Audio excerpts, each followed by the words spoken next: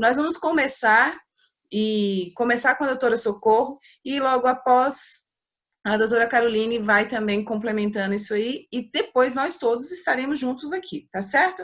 Então, Socorro, fique à vontade, esse povo é lindo, eles realmente precisam da gente, então fique à vontade com eles são seus agora. Boa noite para vocês, né, que estão na noite, e bom dia no Brasil. Sejam bem-vindos a essa programação, que tenho certeza que foi feita com muito carinho, com muito amor. Nós estamos, nesse momento, nós vamos refletir um pouco sobre as famílias, como nós podemos melhorar, como nós podemos refletir melhor sobre a qualidade da saúde mental, da saúde emocional da nossa família. Para isso, eu gostaria de lermos a palavra do Senhor. Abram a Bíblia em Gênesis 2, versículo 24. Deixa o homem pai e mãe e se una à sua mulher, tornando-se os dois uma só carne. Foi assim que um dia eu e você saímos do nosso lar, saímos da nossa casa dos pais e passamos a construir uma nova família. Lembra disso? Lembra desse sonho? Lembra quando você escolheu ela como sendo a sua Eva, e quando você escolheu ele para ser o seu Adão? Vocês lembram que vocês tinham um propósito, um sonho, uma vontade de poder construir, estarem juntos? E foram esse sonho que fizeram vocês estarem aqui hoje. É importante você pensar hoje o motivo por que você resolveu casar. O motivo por que você resolveu ter filhos. O porquê você resolveu construir uma família. E como manter essa família. Como que nós conseguimos manter uma família com qualidade, uma família bem estruturada, uma família saudável. Nós preocupamos muito de manter uma família com sustento, ter as necessidades básicas atendidas, como ter uma casa, como ter um lar, como ter o que comer, ter o que vestir. Mas é muito mais para além disso. Eu que trabalho com famílias percebo o quanto a demanda por necessidades é muito mais além do que isso, do que as pessoas pedem para que a necessidade que as pessoas têm de ter esse foco da felicidade. E eu te pergunto, o que é felicidade para você? O que você tem buscado de felicidade?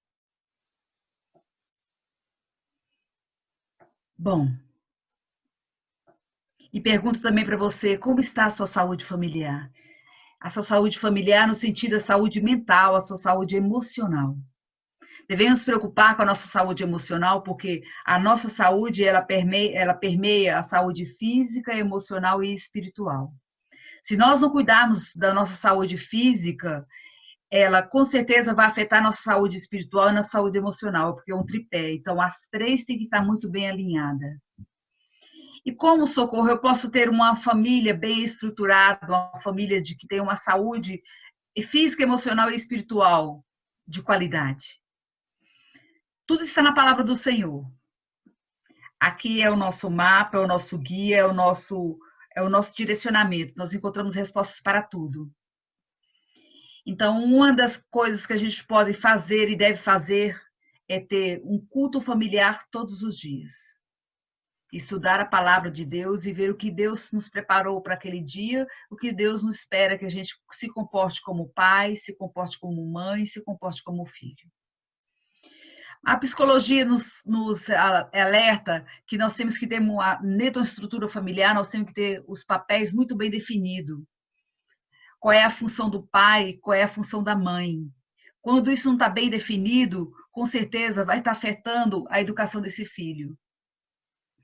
A função do pai seria uma estruturação de que esse pai é o provedor, ele é um mantenedor, mas não um provedor no sentido da palavra de só prover no sentido de manter a alimentação, o sustento, mas ele ser o provedor de proteger a sua família, de estar presente, de poder a família, a esposa sentir que ele consegue, ele a protege, ele está ali junto, ele está ali, ela pode contar com ele diante de todas as situações.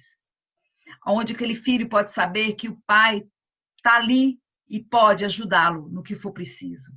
E essa mulher, ela ser aquela mulher acolhedora, aquela mulher sábia que a palavra de Deus diz, aquela mulher que sabe intermediar e entender essa relação entre o pai e o filho, aonde ela acolhe, ela dá o colo na hora certa, ela corrige na hora correta, ela dá carinho, dá amor, mas com a dose correta. Essa mulher é uma mulher equilibrada. É isso que se espera de uma mãe, é isso que se espera de uma esposa. Nós como mulher, nós temos uma facilidade, nós temos uma percepção que Deus nos deu de podemos perceber as emoções muito mais além do que os homens. Então, por isso que nós temos a questão da maternidade muito bem colocada.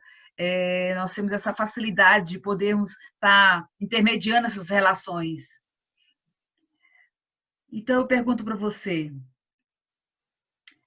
as regras é importante no seu lar? Porque elas têm que ser muito bem estabelecidas. Porque se as regras não são bem estabelecidas, é como a base de uma casa. Se ela não é bem feita, essa casa rui. No primeiro vendaval, na primeira chuva, no primeiro temporal. As bases, elas têm que ser estabelecidas desde o relacionamento, antes do casamento. Você já estabelece a base dessa relação. Começa a base da relação dos dois, do casal. Tem que ter um entendimento, tem que ter um objetivo em comum, como objetivo, o que o casal pretende fazer. Tem que ter companheirismo, tem que ter compreensão, tem que haver diálogo. E como o casamento tem um ciclo que a gente também tem que entender, esse ciclo. Você, quando era casado, no início, a gente fala assim, que os 2 primeiros anos é importante o casal não ter filhos, porque são os 2 primeiros anos de adaptação. É onde o casal vai começar a estabelecer a regra, aonde cada um traz o seu, traz as suas, eu digo que traz os seus valores da sua família de origem. E ali junto eles vão construir as suas metas, vão construir a sua família com base nas famílias de origem. Depois vem o ciclo do casal com filhos. Casal com filhos já tem uma outra adaptação. É diferente. Você, mulher, não pode cobrar do seu esposo a mesma atenção quando tinha só vocês dois. Você, esposo, não pode cobrar a mesma atenção quando tinha só você e ela. Porque tem só casal com... Aí vem um casal com filho. Tem que dividir o tempo, tem que dividir o espaço. É uma nova fase. Aí vem a fase do casal com o filho na época de escola. Já é uma outra fase. O casal com o segundo filho já é uma outra fase. Percebe que a cada fase, o casal vai amadurecendo, o casal vai mudando o ciclo. Então, não queira cobrar o que era lá no início, que o comportamento seja o mesmo. Nós vamos adaptando, a gente vai evoluindo, a gente vai cada vez mais melhorando como pessoas e como cônjuge. Da mesma forma, tem um ciclo das crianças, que a gente também tem que entender. E para isso nós temos muitas orientações dos livros da Ellen White. Qual o tempo que você tem disponível, qual o tempo que você tem investido para estar lendo, se orientando a respeito do relacionamentos? O maior problema que nós temos é de relacionamentos. Os relacionamentos que a gente tem conosco mesmo, que a gente não consegue se entender. Relacionamento que a gente tem com o outro, a gente não consegue entender o outro. Muitas das vezes a gente quer medir o outro com a mesma régua da gente. Não tem um entendimento, não para conseguir entender, não para conseguir ouvir, não para conseguir conversar. O estresse é tamanho. Nós vivemos um momento de muito estresse, de muitas dificuldades. Bom, depois das regras bem estabelecidas, essas regras estabelecidas também para as crianças. Os filhos têm uma função. E eu pergunto para você, quando vocês resolveram ter filhos, o que vocês pensaram? Até o momento em que essa criança chegou nessa família, é importante para a gente, psicólogos. Se esse filho foi planejado, se esse filho veio num momento de crise, se esse filho veio num momento que não era para ter vindo, veio por acaso. Então, o que significa cada filho para você? Porque a forma como você vê cada filho é a forma como você vai tratá-lo. É a forma como você vai conduzir a vida dele.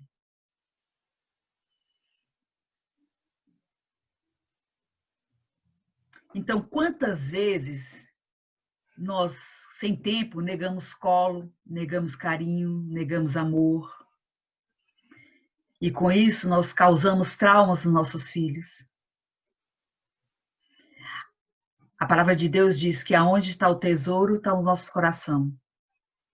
E o nosso tesouro tem que estar na nossa família, tem que estar nos nossos filhos. Quais são as nossas prioridades? Nesse mundo pós-modernidade, nós estamos muito mais no ter do que no ser. Eu sei que a gente tem que prover o sustento, que a gente tem que correr atrás. Mas a que preço? Com isso tudo, com essa questão toda dessas complicações todas que nós estamos tendo, que nós estamos presenciando nesses relacionamentos, a gente consegue perceber que as crianças, elas são as maiores prejudicadas. E são as crianças que é o termômetro para dizer se essa família está adoecendo ou não. É elas que dão o grito. É elas que gritam, acode, ajuda, porque minha família está doente. Como socorro? Através dos sintomas. Crianças que já foram desfraldadas, já não usam mais fralda. Já passou da fase de usar fralda. 4, 5 anos, volta a fazer xixi na cama. É um alerta. Ela vai ao médico, não tem problema no aparelho urinário, não tem problema nenhum, não tem nenhuma dificuldade. Clinicamente ela está bem, mas ela faz xixi na cama todas as noites. São crianças que estão com problemas emocionais, insegurança. Ela não tem controle da urina. Ela não tem controle das emoções. Ela não sabe o que está acontecendo com ela, mas o corpo dela fala. O nosso corpo fala. Fala pela gente. Criança que tem um choro constante. Crianças que dão birras. Crianças irritadiças. Estão muito irritada. De repente, uma criança muito calma, tranquila, serena, de repente começou a ficar muito chorosa. Chora demais. Demanda demais da mãe, demanda demais do pai. Aí você fala, está manhosa. Ela é muito manhosa. Ela está de dengo. Não é. Ela está falando para você que tem alguma coisa errada. Ela está demandando de você pai, demandando de você mãe. Ela está falando para você, para tudo. Olha o que está acontecendo com a gente. Olha, tem alguma coisa errada. Criança que rói a unha. Ansiedade. Tentando controlar a ansiedade, ela começa a roer a unha. Eu atendo criança que chega a roer até a unha do pé. Não sei como, as articulações deles são tão fáceis, né? Tão assim que eles conseguem colocar o pezinho na boca. Roer até a unha, até dando sangue. Criança que fica chupando o dedo. Porque ele não acha o consolo externo, ele se consola com ele mesmo. Ele está ali no dedinho dele. Ninguém me consola, eu vou ter que consolar comigo mesmo, a ponto de fazer um calo no dedo. Crianças com insônia. Acorda de madrugada, vai para o quarto dos pais. Sabe por que eles vão para o quarto dos pais e querem dormir no meio do casal? Para garantir que eles não vão embora e vão deixá-lo. Muitas das vezes ele coloca o pezinho em cima do papai e a mãozinha em cima da mamãe, para ter certeza que eles não vão sair dali. Ou então para ficar no meio e ter certeza que eles não vão brigar. Para proteger esse casal das brigas. Ele fica no meio.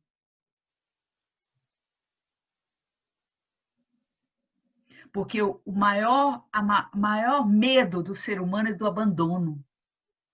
É do abandono. Agora você imagina essa sensação para a criança. A criança sentir uma sensação de abandono, ela tem maior medo de ser abandonada, de ser esquecida, de ser deixada. Então essa criança começa a apresentar baixo rendimento escolar. Ela já não tem um bom rendimento.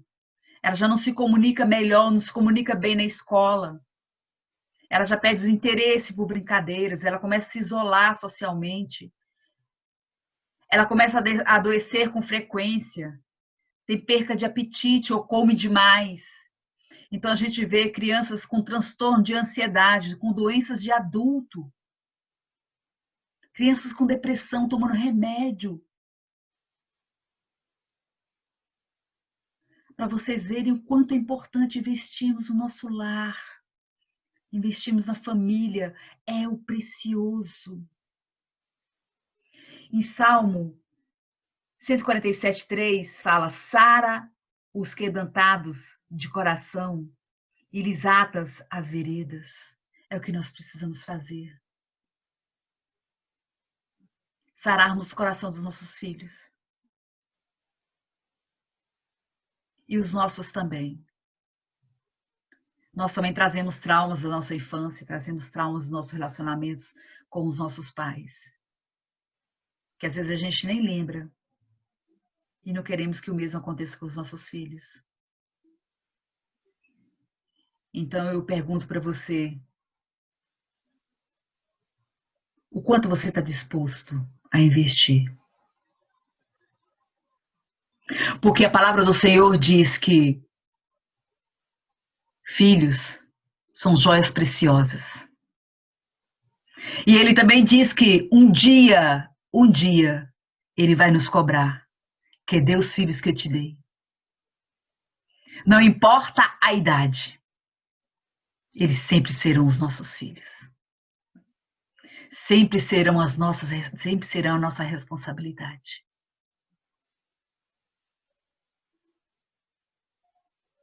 É um compromisso muito sério.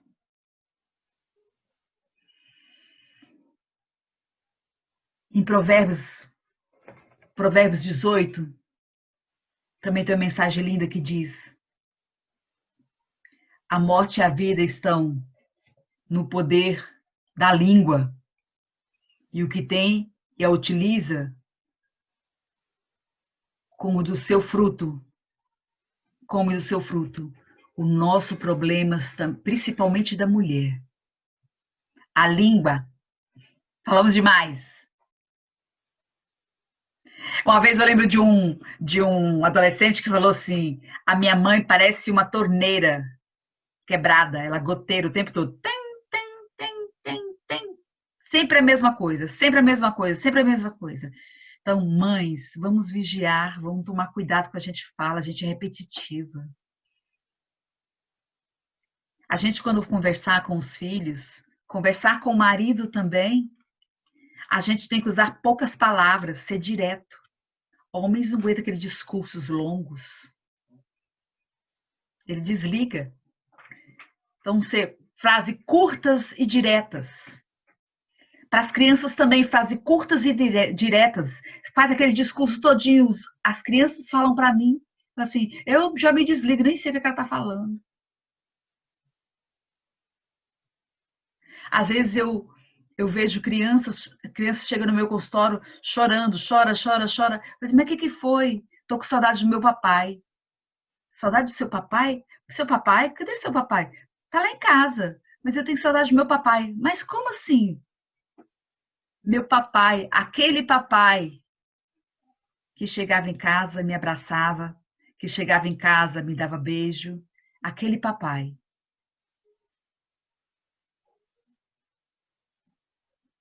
Então, que papai você está sendo?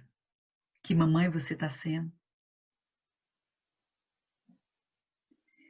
Bem, eu falei de como é uma estrutura de uma família saudável. Eu falei de quais são os sintomas de uma família quando ela está com problemas e quem é que aponta os problemas, né? São as crianças. E os maiores prejudicados dessa família que está com problemas são as crianças. Minha preocupação maior são com elas, né? E agora a doutora Carolina vai estar falando para vocês a respeito das doenças psicológicas dentro desse contexto dessas famílias.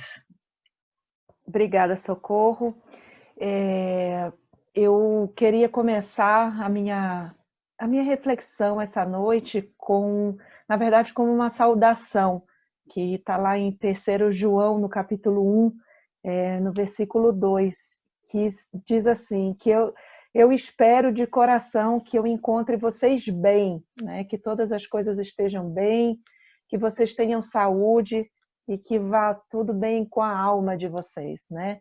Então, nesse momento de tantas dificuldades, em que a gente tem tantas limitações e tem tantas restrições, eu espero que, na medida do possível, vocês estejam bem, que vocês estejam buscando forças em Deus, forças também entre vocês, enquanto núcleo familiar, para que vocês possam superar e, na verdade, ir superando a cada dia essas condições de adversidades, de dificuldades que o mundo tem nos colocado, né?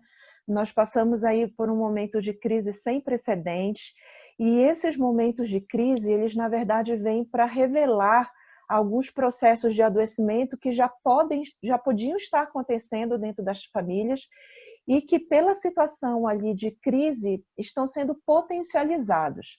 Então, vamos ter bastante cuidado e ter atenção nesse momento para que vocês possam perceber quais são os aspectos na dinâmica de organização, na dinâmica afetiva, na dinâmica de interação entre vocês dentro da família, que podem não estar funcionando tão bem e que vocês podem, com a ajuda de Deus e com muita abertura e humildade, trabalhar aqueles aspectos que vocês consideram que não estão dentro de um caminho que está trazendo paz, né? Que está ajudando vocês a se desenvolverem.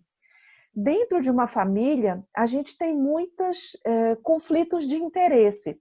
E muitas vezes é essa diferença de conflitos de interesse que podem gerar alguns problemas de relacionamento. Esses conflitos de interesse podem ser com relação ao uso do espaço dentro da casa, com relação ao uso do tempo, com relação aos próprios propósitos de vida que às vezes estão desencontrados, às vezes as próprias fases de desenvolvimento que estão muitas vezes nesse ciclo de mudança, como a Socorro falou. Eu acho muito interessante a gente parar um pouquinho aqui para pensar um pouco na fase da adolescência especificamente, ou então na fase da infância em que a criança começa a ter um pouco mais de autonomia. Muitas vezes nós, enquanto pais, temos dificuldade de lidar com esse ciclo novo que está começando de busca por autonomia, e muitas vezes a gente vê esse novo ciclo com uma certa dificuldade, porque existem questões, mais uma vez, de hierarquia, existem questões, muitas vezes, de regras e limites que precisam ser colocados enquanto pais, mas que muitas vezes também precisam, de certa forma, que os filhos exercitem essa autonomia de uma forma responsável e saudável para que eles alcancem o próprio desenvolvimento.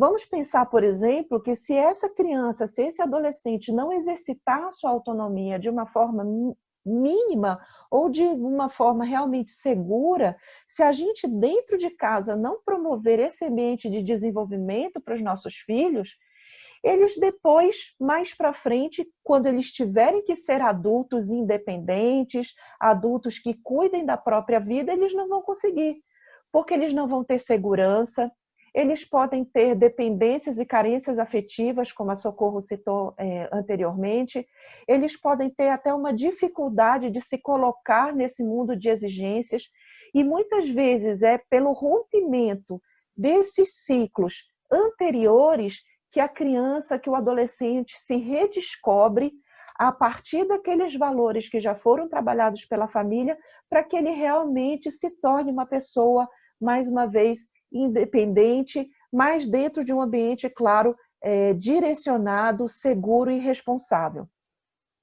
Então, muitas vezes, a gente tem uma dificuldade de observar quais são esses processos de organização dentro da minha família que não estão funcionando bem, e que eu preciso, então, ter tempo para ter, então, atenção para trabalhar num reajuste. A gente separa tanto tempo para o nosso trabalho, não é verdade? Para cumprir aquelas metas que o chefe coloca, para dar conta de cumprir as horas que são colocadas para a gente cumprir na nossa jornada de trabalho. Mas será que a gente já pensou de uma forma estratégica também na organização da nossa família?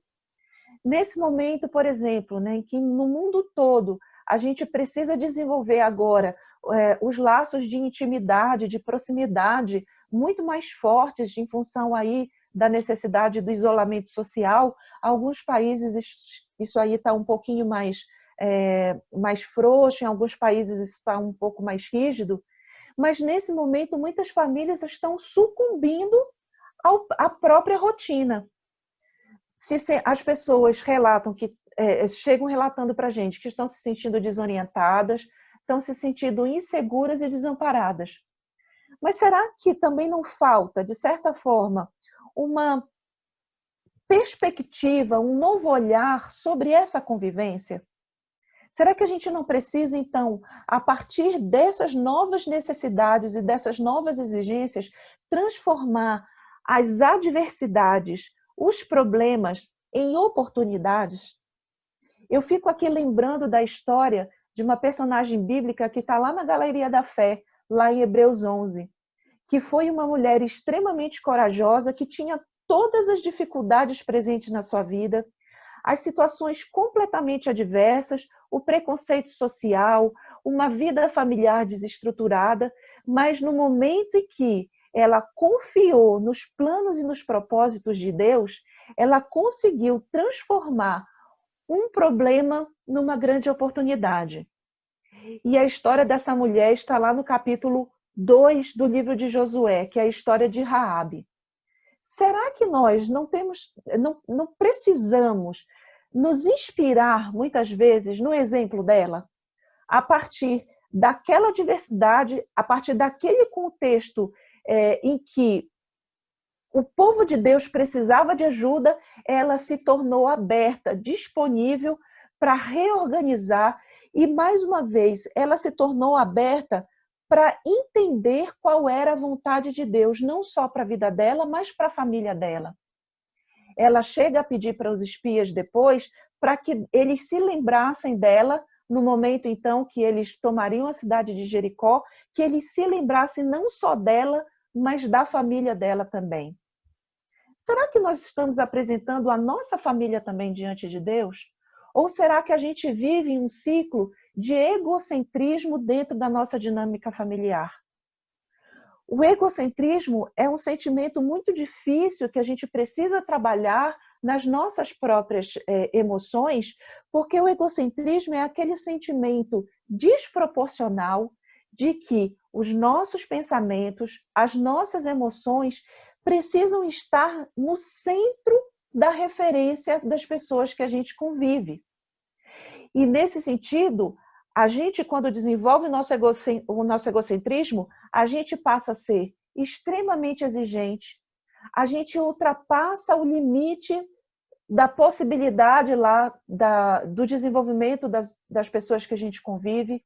A gente é muitas vezes desrespeitoso e muitas vezes a gente desconsidera aquilo que as pessoas que convivem com a gente dentro da nossa família podem nos dar, o tempo em que elas podem se desenvolver.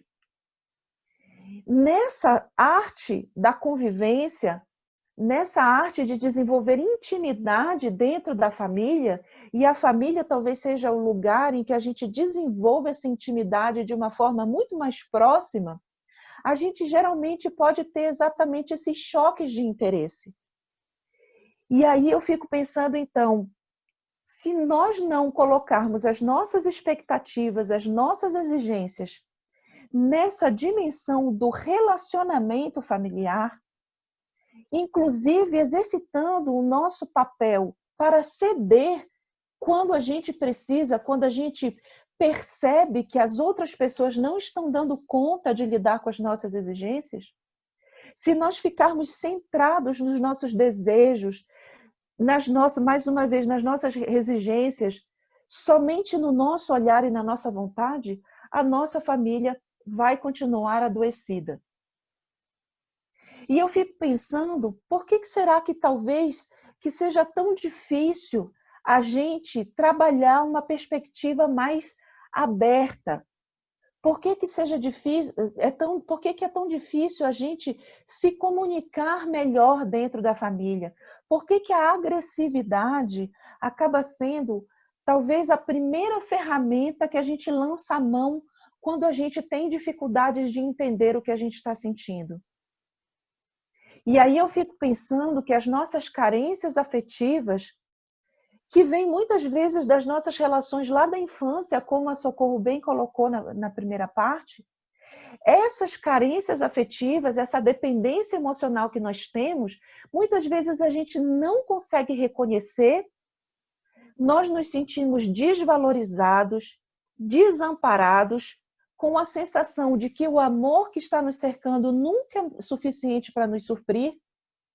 E nessa sensação de desvalor, de desamor, de desamparo, a gente acaba, então, partindo para cima dos outros, que são aquelas pessoas que deveriam ser o nosso principal objeto de amor, de atenção, de cuidado. Mas nós partimos para cima deles, muitas vezes para projetar neles alguns sentimentos que nós não conseguimos elaborar e reconhecer em nós mesmos. Tem um versículo que eu acho muito interessante na Bíblia, que está no capítulo 14 de Provérbios, no versículo 8. Se você tiver a sua Bíblia aí, eu peço que você acompanhe. E a primeira parte do verso diz assim, que a sabedoria do prudente é entender o seu próprio caminho. Eu acho esse verso muito perspicaz, porque muitas vezes dentro da família nós viramos experts, nós viramos muito perspicazes para perceber o erro das outras pessoas. A gente percebe o erro dos nossos filhos, a gente percebe o erro do marido, a gente percebe o erro da esposa, mas às vezes a gente não consegue perceber quais são os nossos próprios erros, quais são as nossas próprias dificuldades. Eu vou compartilhar aqui com vocês uma experiência de vida. Eu sou casada há 10 anos, tenho 2 filhos pequenos. E logo no começo do meu casamento, a gente ainda não tinha filhos, e eu acho que isso foi há uns 9 anos atrás. Eu trabalhava à noite, eu dava aula à noite e chegava em casa por volta de umas 10 horas, 10 e meia da noite. E nesse dia, eu precisei ir ao supermercado para fazer compras, porque se eu não fizesse naquele momento à noite, no outro dia a casa não ia funcionar. Então eu cheguei em casa já super tarde, era por volta de umas 11 horas da noite, e eu morava num edifício que não tinha elevador. Eu precisava subir a escada para poder chegar no meu apartamento, e eu morava no 3º andar. Quando eu cheguei lá, cheia de sacola na mão, com o meu material de trabalho, a porta da minha casa estava trancada. E quando eu fui, abrir a porta, eu tive que procurar na minha bolsa a chave, e as mulheres sabem como é que é a bolsa de mulher, é um universo paralelo que tem a sua própria organização, o seu próprio funcionamento. E eu demorei muito tempo para achar a chave, as compras caíram no chão, ficou tudo uma bagunça. E quando eu entrei em casa, abri a porta, consegui abrir a porta, o meu marido estava sentado na sala assistindo alguma coisa na televisão. Vocês imaginem como eu me senti naquele momento. E qual foi a minha reação? Em vez de eu tentar organizar o que eu estava sentindo, respirar, ter um tempo para poder organizar, pensar naquela situação, de que maneira vocês acham que eu reagi? Eu reagi de uma forma agressiva. Eu falei que eu estava me sentindo injustiçada, falei, né, que aquilo tudo era muito injusto e tudo mais, e meu marido ficou lá tranquilo, ficou calmo, né, esperando eu falar, né, esperando ali, né, aquele momento passar. Então eu deixei ali as compras, fui tomar um banho, e no momento ali que eu estava tomando banho, eu orando a Deus e refletindo, e eu pensei, puxa vida, será que eu estava com raiva? Porque no momento que eu falei com meu marido, eu falei assim para ele, poxa, você não sabia que era o horário que eu estava chegando? Por que você não deixou a porta da casa aberta para mim? Você não escutou os meus passos na escada? Você não imaginou que era eu que estava chegando? E aí, ele me olhou daquela forma, claro que ele não imaginou que eu estava chegando, né? Ele não tinha como prever. Mas naquele momento ali que eu estava tomando banho, então orando, pensei, refleti, falei, nossa, eu não estava com raiva do meu marido. Eu não estava com problema com a chave, não era isso. Eu estava exatamente naquele momento cansada, eu estava ali naquele momento precisando realmente de ajuda e eu podia ter me comunicado de uma forma melhor. E aí, quando eu saí do banho, eu falei com ele, conversei com ele. Eu falei, olha, eu cheguei muito cansada, eu precisava de uma ajuda, eu realmente não agi legal, eu precisava realmente ali daquele momento de ajuda, não tive e eu não consegui pedir ajuda. Então, desculpa da forma como eu falei, eu não devia ter falado assim com você. E aí, naquele momento, eu pensei e refleti e aquela experiência me acompanha até hoje. Será que muitas vezes, quando a gente tem um comportamento agressivo dentro de casa, quando a gente muitas vezes desfere palavras injustas e desproporcionais à situação, será que muitas vezes a pacificação não precisa começar de nós? Será que a gente não precisa, como o verso está aconselhando, entender o nosso próprio caminho, entender as nossas emoções, entender os nossos sentimentos, o que está por trás daquela comunicação ruim que eu tenho com os meus filhos? Por que será que eu sou tão ferina quando eu falo com meu marido? Será que o problema está somente no outro lado da cadeia? Ou será que eu também não posso estar com algum sentimento mal trabalhado, mal resolvido, que eu preciso então identificar? Então, muitas vezes a gente precisa entender quando eu preciso me reorganizar, e aí essa reorganização, nesse momento em que nós somos superestimulados, ela passa muito pelo descanso emocional. Esse descanso emocional, ele não está relacionado só à quantidade de horas de sono que você dorme. É claro que é muito importante nós termos uma qualidade de sono, mas hoje em dia nós vivemos com uma hipervigilância. Nós vivemos com uma hiperatenção porque nós estamos sendo estimulados o tempo todo pelas mensagens que chegam via as nossas redes sociais, no nosso telefone pessoal, no conflito de informações que a gente consome. Então, será que ao longo do dia nós também não precisamos parar para ter este descanso emocional?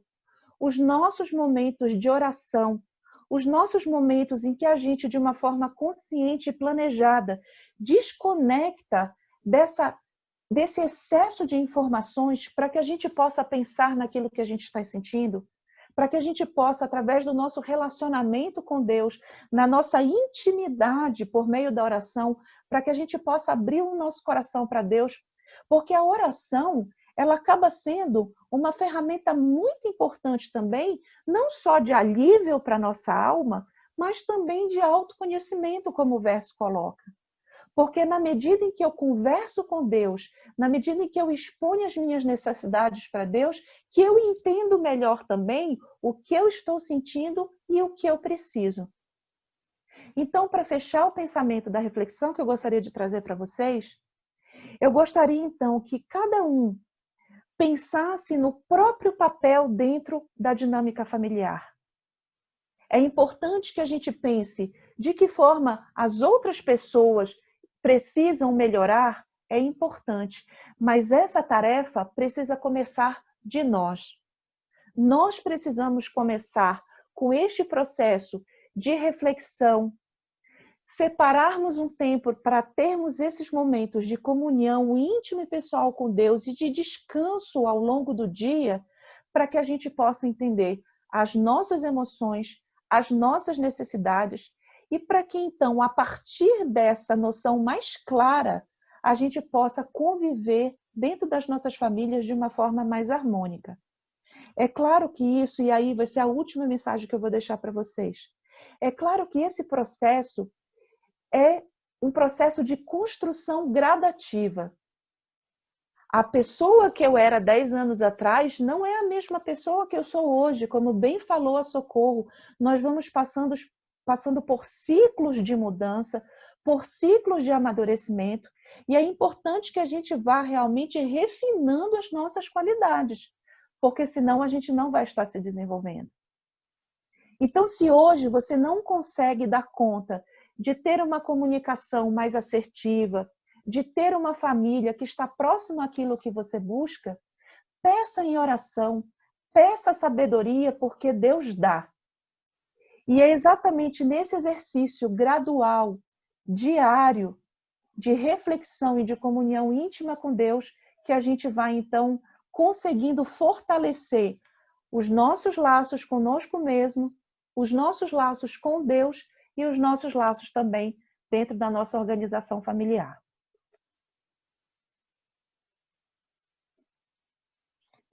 Ok, Carol, Socorro, muito bom poder saber de vocês que nossas famílias são todas semelhantes e que essas situações todas que acontecem são coisas naturais de um contexto familiar, que realmente, no tempo do fim, a Bíblia já diz isso, né? Nós seríamos egoístas, jactanciosos, invejosos, e nós teríamos vários tipos de situações difíceis. As famílias estão, sim, precisando de ajuda e adoecidas, né? Infelizmente, não temos uma perspectiva muito saudável. E aqui, tanto a Socorro quanto a Carol trouxe para a gente uma perspectiva um pouco mais saudável para as nossas famílias. Então, eu pergunto agora para cada um de nós, como famílias, qual é o nosso papel diante desse cuidado com a saúde familiar? Que aí elas trouxeram tanto desde quando acontece lá na infância e vai até as questões de situação de crise, como que fica a nossa situação? Hoje, por exemplo, eu estou aqui no Brasil, vocês estão aí no Japão, alguns estão nos acompanhando aqui mesmo no Brasil também. Vamos pensar, são circunstâncias ou situações diferenciadas? São. Lógico que tem uma perspectiva cultural aí de vocês, ou aqui nossa também, que nos permite, talvez, flexibilizar algumas situações dentro das nossas famílias, mas independente de qualquer coisa, tanto Socorro quanto Carol trouxe uma perspectiva de olhe para dentro. Primeiro para dentro de você, com Deus, e para dentro da sua família, que isso é o que é o seu bem mais precioso, como diz a Socorro. Então, nós precisamos trazer essa perspectiva saudável para interno, porque o mundo está doente. O pecado adoeceu o mundo. Nós já estamos com o mundo adoecido. Tanto é que, com essa situação da pandemia, está nítido que a gente é frágil e que a gente está todo mundo adoecido de alguma forma. E nós trouxemos aqui um pouco da perspectiva da doença psíquica mesmo. Ou seja, o que acontece dentro das nossas mentes que adoecem o nosso contexto interno familiar. Se eu e você começarmos a olhar como elas trouxeram para a gente, ou nossas famílias, com esse olhar de uma perspectiva um pouco mais saudável, de olhar e não deixar que essas doenças contaminem nossas histórias, e essas doenças contaminem as nossas famílias, nós seremos muito mais felizes e talvez teremos mais possibilidades de ter uma vida em abundância, como o próprio Jesus pediu para nós. E é o apelo que fica aqui para todos nós. O que nós vamos fazer com as nossas histórias, com as nossas famílias, com conhecer o nosso próprio caminho, como Provérbios que a Carol leu para a gente? Como é que eu vou fazer para que esse caminho que eu estou buscando, essa orientação, como a gente está dizendo aqui, é um GPS, né? Como é que essa orientação nesse caminho pode dizer para onde eu estou indo? Para onde você está indo? Divórcio nunca é solução. Agressividade nunca vai ser solução. Desistir não é solução. A solução para as famílias está em Deus e você encontrar o seu caminho com Deus, porque é nesse caminho, é nesse contexto, nesse direcionamento que a gente vai salvar nossas famílias para uma perspectiva mais saudável. E o apelo para vocês hoje à noite, para mim e para vocês como é que nós vamos fazer com as nossas famílias? Que direcionamento nós vamos dar a elas? Socorro trouxe aqui várias perspectivas e a Carol também trouxe. Cada um tem a sua realidade, então, por favor, coloque algo em prática, mas não desista. Não desista, porque tem cura. Tem cura para cada doença que estiver em cada uma das perspectivas das famílias aqui. Na minha tem cura. Na sua também tem cura. Se a gente acreditar nessa restauração e nessa perspectiva saudável, a gente vai caminhar um pouquinho mais no sentido da felicidade que Deus quer para nós. A eternidade nos espera. Enquanto isso, vamos juntos, eu e você, nós aqui como profissionais e como amigos de vocês, vamos juntos buscar a este Deus? Vamos juntos buscar essa cura e essa restauração para as nossas famílias? Então, esse é o convite que nós deixamos hoje para vocês. Vamos curar nossas famílias através da cruz. Nós agradecemos, né, a doutora Socorro e a doutora Caroline. Só que temos duas perguntas aqui, eu deixaria talvez uma para cada um, né? Aí vocês combinem. A primeira pergunta, a Eliane faz o seguinte: o que é comunicação assertiva? Pode dar um exemplo de uma comunicação assertiva? Creio que especialmente dos pais em relação aos filhos, né? Mas entre os cônjuges. Olha, a gente na psicologia fala que a assertividade é como se fosse um meio do caminho entre a agressividade e a passividade. Na agressividade, a gente coloca aquilo que a gente quer, que a gente pensa, mas a gente coloca isso de uma forma a ferir, a agredir, a desconsiderar e a desrespeitar as pessoas com que a gente convive. Isso é a agressividade. Por um outro lado, nós podemos cair num erro oposto, que é a passividade, que é quando a gente se omite, que é quando a gente se anula, que é quando a gente deixa de falar aquilo que precisa. Quando, por exemplo, a gente deixa de colocar um limite para uma criança, por exemplo, que está, né, com um problema de disciplina, por exemplo. Então, uma comunicação assertiva é aquela comunicação em que a gente consegue ou busca colocar aquilo que a gente está sentindo, sem ferir, sem agredir, mas ao mesmo tempo sem se omitir. Lembram daquele exemplo que eu dei para vocês da chave? O que teria sido mais assertivo eu ter feito nesse exemplo? Que eu chegasse em casa e que eu tivesse falado de uma forma sincera e franca com meu marido que eu estava cansada, que eu estava precisando de ajuda, que eu estava me sentindo ali injustiçada de ter chegado do trabalho enquanto ele estava em casa descansando.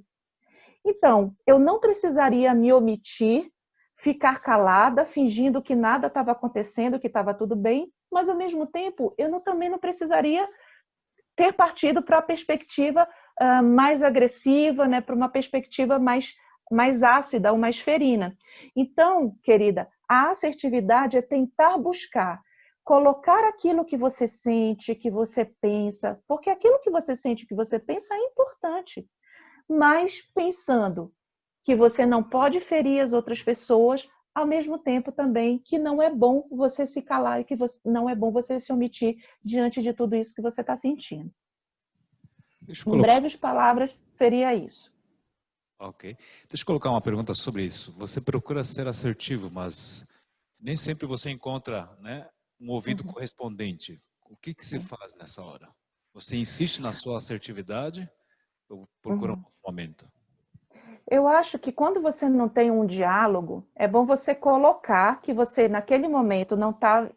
Você está percebendo que a outra pessoa não está aberta, então talvez o mais interessante seria dizer assim, olha, eu estou vendo que você não está muito aberto para conversar agora, eu preciso falar sobre o que eu estou sentindo, vou esperar um outro momento para que a gente possa conversar sobre isso. Então, acho que essa talvez seja a dica mais interessante, que você não force em uma situação, porque senão isso pode acabar em briga, mas que você coloque seus sentimentos para que também aquilo ali não fique mal resolvido, né? Então, que você coloque mais uma vez, de uma forma clara e específica, sem ser agressivo, mais uma vez. Então, deixe para conversar em outro momento, em que talvez as duas pessoas estejam numa tensão, num momento de tensão um pouco menor. Obrigado. Temos também outra pergunta. Posso completar? Deixa a Socorro completar a pergunta. Posso dar a... Bem, o que eu percebo com relação à comunicação, que nós chamamos de metacomunicação, é que o outro entende do que você fala, né? Porque muitas das vezes, o que a gente consegue, quando vai se comunicar, a gente acaba, para se comunicar, agredindo o outro. Então, o que eu costumo falar com os casais é: depende da forma como você fala, depende das palavras que você usa, depende do tom que você usa, né? Por exemplo, você pode falar dos seus sentimentos, que você ficou magoado, que você ficou ressentido, que você ficou chateada. Você pode falar assim: eu percebo que você não está bem e que você ficou chateado. Eu não entendi por quê. A mesma coisa eu posso falar assim: poxa, por que você está chateado, hein? O que aconteceu? Olha a diferença. Percebe? O tom e a forma. Eu provoco no sujeito uma reação. Então, aí, isso que eu falo, é a sabedoria de poder falar. Eu posso ser assertiva, mas eu tenho que saber como eu falo. A mesma forma é com a criança. Principalmente com criança. Com criança, você tem que saber como que você fala. Porque a criança toma aquilo como é, para ela, quando você faz uma correção, que você vai falar para ela que ela fez algo de errado, ela acredita que você não o ama mais. Para ela, o erro desqualifica o amor que você sente por ela. Principalmente quando a mãe fala assim: foi muito feio o que você fez, eu estou muito triste com você. Entende? O peso que é isso para uma criança. Então, a gente tomar cuidado com as palavras. Agora, a metacomunicação é o quê? Eu converso, eu falo para o outro e depois eu pergunto para ele: o que você entendeu do que eu falei? Às vezes a gente acha que o outro entendeu e o outro não entendeu. Aí o outro repete. É isso. Obrigada. Obrigado. Temos então outra pergunta. Na verdade, é um relato de uma luta que essa irmã está passando, né? A Carolina. Sou uma pessoa que viveu muitos traumas de infância, adolescência e vida adulta. Tento acertar e quando acho que estou acertando, na verdade estou errando. Qual o caminho a seguir? Aí é todo um contexto, né, meninas? De ciclo de autossabotagem, de contextos. Exato. Eu ia falar exatamente sobre autossabotagem. Tem um verso que eu queria ler aqui, que está em Provérbios, eu estava procurando esse verso aqui, né? Está em Provérbios 14, no versículo 23. É um verso um pouco duro, mas é um verso que faz a gente refletir um pouco sobre o papel da gente mesmo como responsável por administrar aquilo que a gente sente, pelas nossas emoções. E o versículo diz assim: em todo trabalho existe proveito, mas as meras palavras só conduzem à pobreza. É um verso, como eu falei, muito duro, mas o que esse verso está querendo trazer? Muitas vezes, a gente, nesse ciclo de autossabotagem, a gente se coloca refém do nosso passado. A gente se coloca num papel de vítima das questões e das situações que aconteceram com a gente. Claro que existem algumas situações em que a gente, de fato, foi vítima. E de que, de fato, a gente foi injustiçado. E, nesse sentido, a gente pode buscar, muitas vezes, a justiça. E, muitas vezes, essa justiça pode ser se afastar dessas pessoas que nos causaram mal, buscar um novo caminho, que seja um caminho de autorrealização. Mas o que eu quero dizer a partir desse verso? Que muitas vezes a gente, ao falar dos nossos problemas, a gente pode exatamente cristalizar esses problemas e perpetuar esses problemas na nossa vida. Então, querida, será que não é exatamente essa oportunidade que você tem de colocar de uma forma muito franca e verdadeira para Deus como você está se sentindo e pedir para que Deus ajude você a transformar toda essa vontade que você tem, toda essa intenção que você tem de ser uma pessoa melhor, de fazer da sua vida melhor, para que você consiga transformar isso realmente em alguma coisa boa e produtiva para você mesma? A gente na psicologia costuma dizer que a nossa mente, ela pode nos edificar, assim como ela pode nos destruir completamente. E a irmã White fala muito sobre isso no capítulo 30 do livro Mente, Caráter e Personalidade, sobre essas questões, por exemplo, relacionadas ao papel do eu comigo mesma. Então, uma dica, uma sugestão amorosa que eu faço para você hoje, na verdade, um apelo coloque para Deus as suas verdadeiras necessidades, fale com Deus como você está se sentindo, e procure de uma forma proativa, de uma forma aberta e humilde diante de Deus, começar a colocar em prática talvez aquelas questões que você precisa trabalhar em você mesma e que às vezes a gente só precisa de um incentivo, a gente só precisa de um momento de reflexão para começar. Será que não é hoje esse momento para você?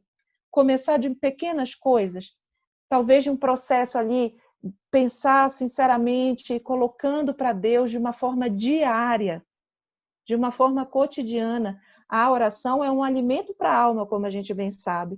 Então, orar todas as vezes que você está se sentindo vulnerável, colocando a sua fragilidade diante de Deus e buscando os recursos que você tem à mão para poder reorganizar aquilo, para poder colocar a sua vida em movimento.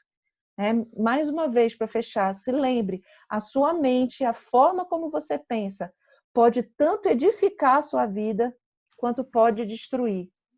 Então, que você possa, nesse momento, pensar a partir, né, de hoje, para que você se motive a fazer aquilo por você mesma que você precisa, né? Com o poder de Deus. Né? Amém. O que você poderia fazer, querida, é pensar como seria você sem essas lembranças superadas, essas dores superadas, passadas, cicatrizadas, essas feridas estão abertas. Como seria você com essas feridas já cicatrizadas? Você olhar para elas, que você não vai mudar seu passado. Você olhar para elas e ver que elas só têm uma cicatriz e não doem mais. Como seria você? Como seria seu futuro? Aí você consegue perceber ter uma perspectiva de melhora e de cura. Amém. Obrigado, doutora, porque a minha pergunta complementar sobre isso era exatamente isso, né? Não é fácil quebrar um pensamento, digamos, vicioso. Não. A única forma é mudar a perspectiva mesmo, né? É um exercício. É um exercício. Assim como a gente exercita as faculdades físicas, a gente exercita também as nossas faculdades intelectuais. E como que a gente começa o exercício? Interrompendo aqueles pensamentos que a gente chama de problemáticos. Então, dizer, por que eu estou pensando isso? De onde isso está vindo? Mais uma vez, aquele exemplo que eu dei para vocês, né? Eu coloquei o meu exemplo particular para mostrar que ninguém está livre disso. Até nós, psicólogos, né, cristãos, estamos sujeitos a esse tipo de mecanismo. Mas a gente precisa, mais uma vez, ter um compromisso diante desse exercício. Pensar, o que eu estou sentindo? De onde isso está vindo? Isso está me ajudando? Então, são perguntas básicas que a gente pode se fazer que podem ajudar a interromper esse ciclo, que na verdade é um ciclo de autossabotagem. Sim. E a Vanessa vai até falar sobre esse tema em um momento posterior da série, né? Isso.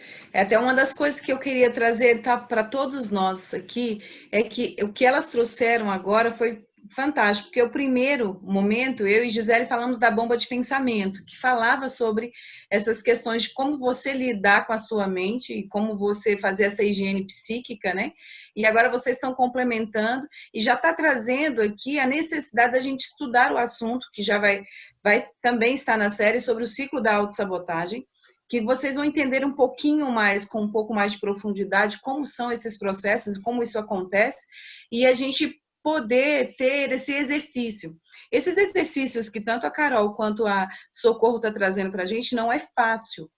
A gente não, é certo que a gente está falando aqui bonitinho e tal, parece tranquilo, não é, a gente sabe disso, mas a gente precisa entender que qualquer exercício, qualquer mudança exige, dói um pouco, às vezes vai exigir que a gente tome um primeiro passo, ceda em alguma coisa, como a Carol disse. Então, assim, não é simples.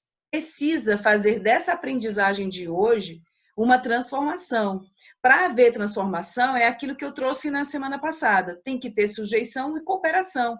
E esse conhecimento que elas trouxeram hoje para vocês, para nós, ele tem que se transformar em ação. O conhecimento transformado em ação traz transformação. Então, você tem que pensar agora.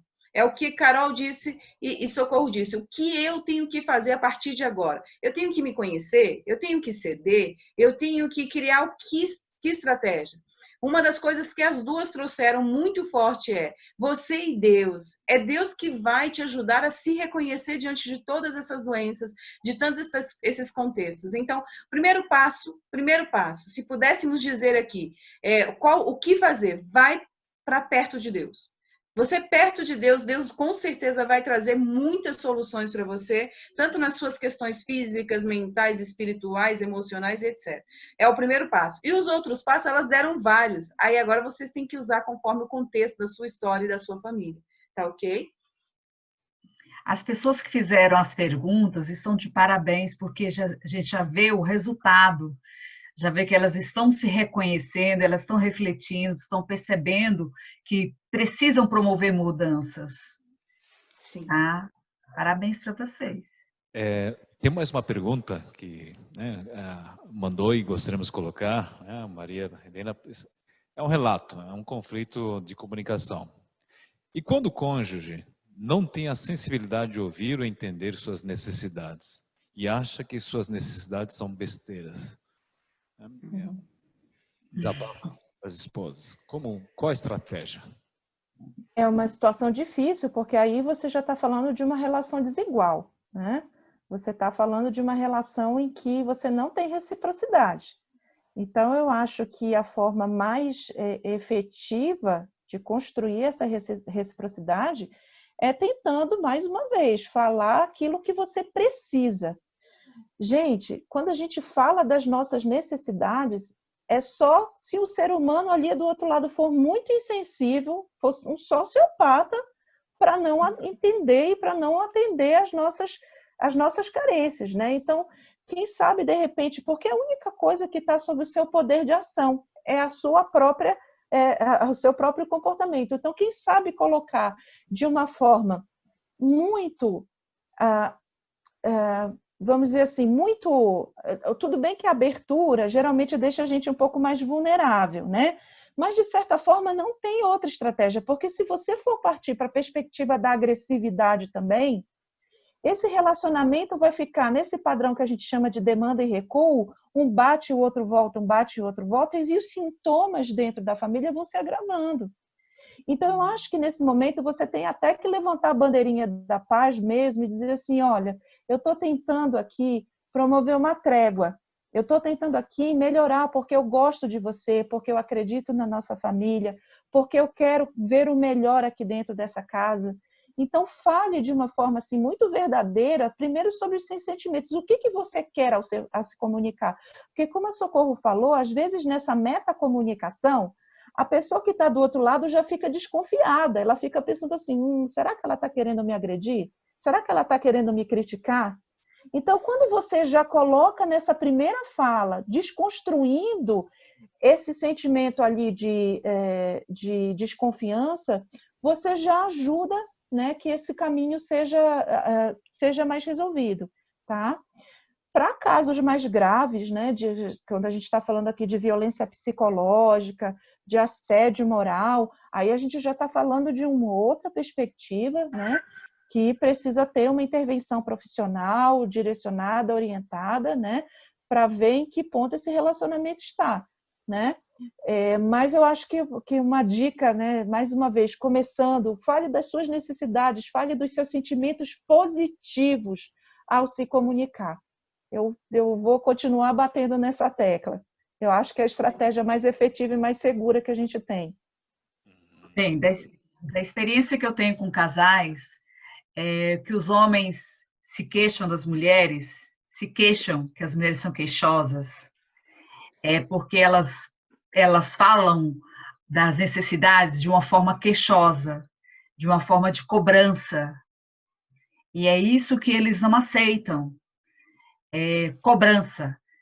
Sabe por quê? Porque quando a mulher cobra do esposo, que ele requisita suas necessidades de uma forma de cobrança, lembra a mãe deles. É por isso que eles reagem de uma forma bem abrupta. Eu não quero que você, como minha mãe, me cobrando coisas, cobrando o chuveiro que era para você ter consertado, cobrando a lâmpada que era para ser trocada. Você não é minha mãe. Por isso que eles reagem dessa forma. Então, assim, depende, novamente eu falo, depende da forma como você fala. Por exemplo, tem que trocar a lâmpada? Querido, a lâmpada está quebrada. Quando é que nós vamos trocar a lâmpada? Nós vamos, você se inclui. E, de certa forma, se você entende que na sua dinâmica familiar o seu marido não vai trocar a lâmpada, então que você se reorganize, né, o seu funcionamento. Coisas que ele não vai corresponder. Ele não vai, não é dele. E assim como você também não vai corresponder a algumas expectativas. Então, que vocês coloquem isso de uma forma muito aberta dentro de casa, porque se ele não for trocar a lâmpada, ele pode pedir para alguém trocar, ou ele pode ligar para alguém para que alguém vá lá e trocar a lâmpada. Ou então, chegar ter o que os jovens chamam assim, vamos ter uma DR toda semana. Às vezes eu trabalho com os casais, DR, ter uma conversa toda semana. Como é que foi a sua semana? Como é que foi a nossa semana?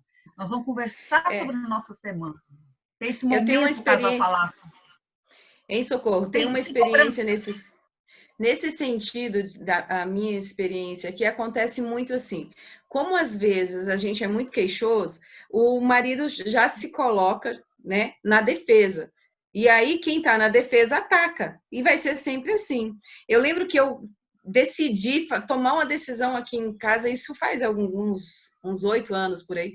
E aí eu falei, não tá dando certo, tem alguma coisa que não tá, eu parei de cobrar. Falei, eu decidi que eu não vou cobrar, vou fazer uma coisa diferente. Peguei, coloquei na geladeira uma lista de pendências que ele tinha para resolver na casa. Eu coloquei lá, achando que eu estava agredindo, que eu estava assim, agora ele vai me ouvir, sei lá o que estava na minha cabeça. Coloquei lá. Sabe o que aconteceu? Ele foi fazendo uma por uma e foi marcando. Foi fazendo uma por uma e foi marcando. E depois ele chegou para mim e agradeceu. Eu falei, como assim? Era isso que eu queria saber. Você chegava, falava, não entendi o que você queria. Agora que você fez uma lista, eu sei o que é para fazer e agora eu fiz. E é melhor assim. Aí eu falei, sabe que é legal? E aí eu comecei a fazer listas de todo mundo. O que eu tinha de pendência, o que o filho tinha de pendência, o que a minha mãe tinha de pendência, minha mãe mora com a gente.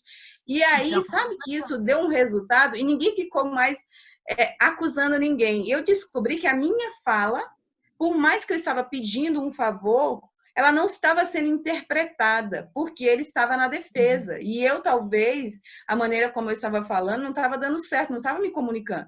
E a escrita lá na geladeira, que eu achei que eu estava afrontando ele, foi uma solução linda, que deu um resultado fenomenal. E é uma comunicação, entendeu? Foi. Bom, que dica interessante. Espero que você aproveite, né, Maria Helena, Carolina, os demais que estão mandando as perguntas, e a gente agradece porque o tempo já avançou. Né? Sim. Ok, mais perguntas?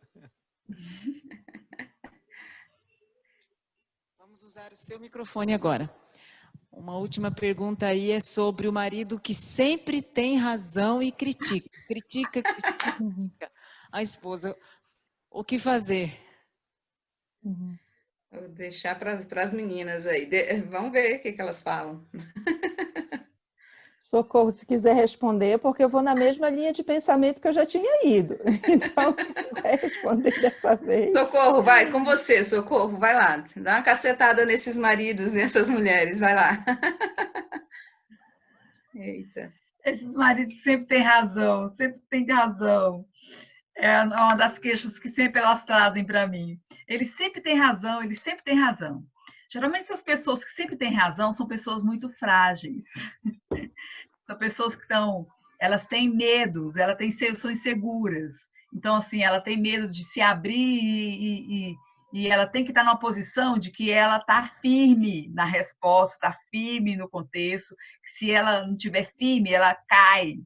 Então, assim, tem que ter muita sabedoria para chegar nessa pessoa. E não bater de frente não ajuda, né? Você pode, por exemplo, deixa eu ver um exemplo aqui de uma situação. Ele falar assim, olha, deixa eu ver uma situação. Enquanto a Socorro pensa um exemplo, assim, é claro que para a gente se comunicar bem, a gente tem que ter sentimentos assim muito, muito fortes que seguram essa relação, né? Porque às vezes a comunicação ruim vem como um sintoma de um sentimento ali que não está muito legal dentro de casa, né? Então, quem sabe talvez até trabalhar esse sentimento, né, dos dois, do relacionamento, investindo, né, em momentos de prazer juntos, né, em momentos ali de realmente de saúde emocional, para que os alicerces dessa boa comunicação se construam, né? Porque realmente para você falar, por exemplo, do seu problema e do problema de outra pessoa, você tem que saber aonde você está pisando, né? E se você acha que está pisando num campo minado, em que a outra pessoa vai usar aquela informação ali contra você, aí a gente já está começando a falar de uma família realmente muito adoecida, que precisa, inclusive, até talvez procurar uma terapia de casal, né? Alguma coisa assim, né? Eu estava pensando assim no contexto de uma família que tem assim um contratempo não severo, né? Aonde ele sempre está batendo o pé e ele sempre tem razão e não cede. Essa esposa pode usar da habilidade de dizer, por exemplo, que ele fala assim, não, eu acredito que a gente tem que comprar a televisão tamanho tal. Ela, tá, pode ser tamanho tal. Mas o que você acha se a gente comprasse o tamanho X? Não poderia ser? Em vez de eu falar assim, não, eu quero tamanho. Não, não quero desse tamanho. Aí você joga para ele, o que você acha? Não poderia ser assim? Uma sugestão que a gente sempre dá no consultório. Quando você quer fazer alguma afirmação, faça por meio de perguntas. Entendeu? Geralmente é uma estratégia que é muito eficaz. Então, você coloca em forma de proposição e vê como que bate lá do outro lado. Você não afronta, você joga para o outro. É a melhor coisa. Não se bate de frente com uma pessoa que é teimosa, com uma pessoa que tem uma opinião forte. A gente nunca bate de frente. Boa dica, fazer então as afirmações em forma de perguntas, né? Gostaríamos de responder mais, de dar mais tempo, mas estamos com o tempo bem estouradinho. Doutora Vanessa, poderia nos conduzir uma... Sim. Então vamos lá, gente. Gostaríamos de deixar aqui que é muito bom para nós estarmos com vocês. Sabemos que não é fácil, mas sabemos que Deus está aí conduzindo, que se nos escolheu para estar aqui com vocês é porque Deus ama muito a sua família e Ele quer restaurar o que quer que seja que esteja acontecendo. tá certo? Então, confiem que Deus está cuidando de vocês.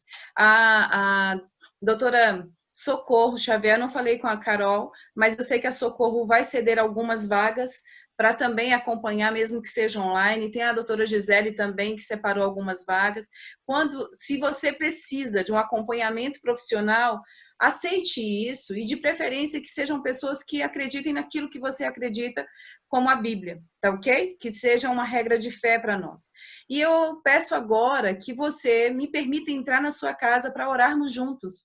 Me permita estar com você aí na sua igreja, na sua casa, onde quer que você esteja, para que nós possamos orarmos juntos e pedir uma bênção especial de cura para as nossas famílias. Vamos juntos agora? Oremos. Nosso Deus, nosso Pai, muito obrigado por esses momentos, pelas orientações que o Senhor tem nos dado. E, por favor, Senhor, nos ensine, cada um em particular, assim como fizestes a Davi, nos ensine, Pai. Nos ajude a fazer a sua vontade. E pedimos agora, neste momento, que todas as famílias que estão aqui participando, que o Senhor agora traga um poder especial de cura para cada família. Cure-nos, Senhor, restaure cada história, restaure. O Senhor é especialista em transformar maldições em bênçãos. O Senhor é especialista em sarar as feridas mais graves. Então, Pai, nos dá esperança e traga soluções para as nossas famílias, para todas elas que estão aqui neste momento, assistindo esses momentos conosco. Continue conosco nessa série do GPS para as famílias. Pedimos por Jesus. Amém.